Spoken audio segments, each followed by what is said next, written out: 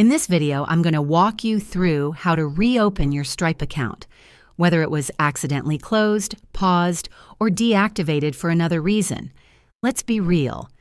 Having your Stripe account shut down can be stressful, especially if you rely on it for your business. But depending on why it was closed, there is a way to get it back up and running. First, try logging into your Stripe account. If you're able to sign in but see a message saying your account is deactivated or paused, there's a good chance you can reactivate it yourself. Go to your Stripe dashboard, click on Account Settings, and look for any alerts or banners explaining why your account is no longer active.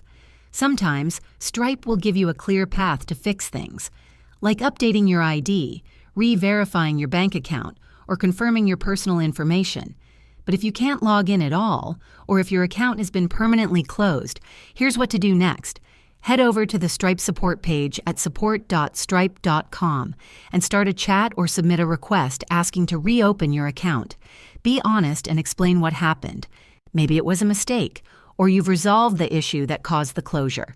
You may need to provide documents like a government-issued photo ID proof of address business registration info. If applicable, bank statements or recent invoices. Stripe usually gets back within 1 to 3 business days. It might take some back and forth, but stay patient and keep providing the info they ask for. Now, if you know you closed your own account, Stripe doesn't allow direct reactivation. That means you'll have to create a new Stripe account using the same email and business details. Just go to stripe.com, click Sign Up, and follow the setup process again, either Express, Standard, or Custom, depending on your needs. Keep in mind, any data or history from your old account won't carry over, so you'll need to update your website or platforms with the new Stripe connection. That's it.